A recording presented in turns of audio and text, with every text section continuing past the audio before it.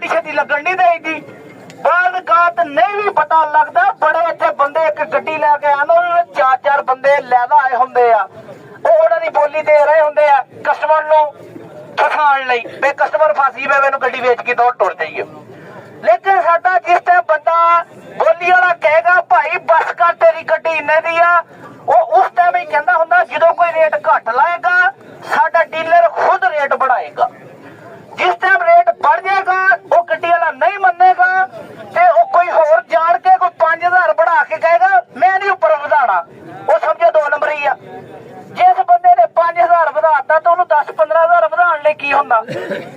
जिन्हें गड्डी लैनी है ना उन्होंने 10-20-50,000 का कोई भार नहीं होएगा वो जेड़ा 5000 बढ़ा के उत्ते पैसे नहीं ना पाएगा वो समझो फेक बोली आ भी मैं थोनू दसदा असी तो 101 रंग वा गड्डी दे फड़न दे फेक बोलियां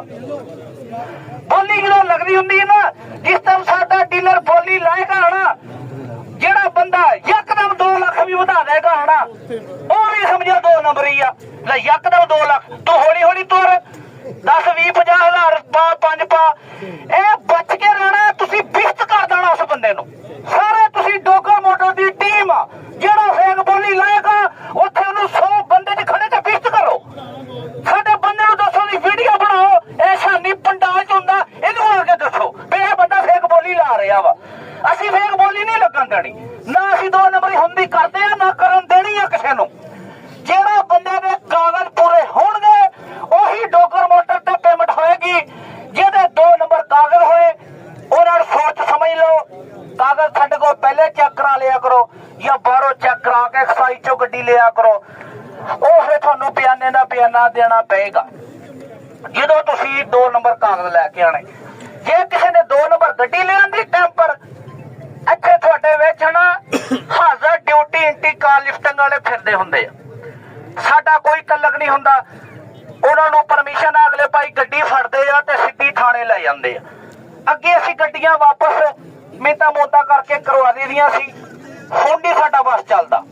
ਹੁਣ ਅਸੀਂ ਨਾ ਅਗਲੇ ਫੜਦੇ ਆ ਤੇ ਲੈ ਜਾਂਦੇ ਲੇਕਿਨ ਉਹ ਜਿਹੜੀ ਗੱਡੀ ਥਾਣੇ ਜਾਣੀ ਡੋਗਰ ਮੋਟਰ ਦਾ ਕੋਈ ਤਲਕ ਨਹੀਂ ਨਾ ਇੱਥੇ 2 ਨੰਬਰ ਗੱਡੀ ਲੈ ਕੇ ਆਓ ਤੇ ਨਾ ਅਸੀਂ ਵੇਚਦੇ ਆ ਨਾ ਅਸੀਂ ਕੇਸੀ ਰੰਗੀ ਵਾਲੀ ਗੱਡੀ ਵੇਚਦੇ ਆ ਨਾ ਬਿਸਕੁਟ ਟੁੱਟੇ ਵਾਲੀ ਵੇਚਦੇ ਆ ਨਾ ਕੋਈ ਚੋਰੀ ਪਰਚੀ ਵਾਲੀ ਗੱਡੀ ਵੇਚਦੇ ਆ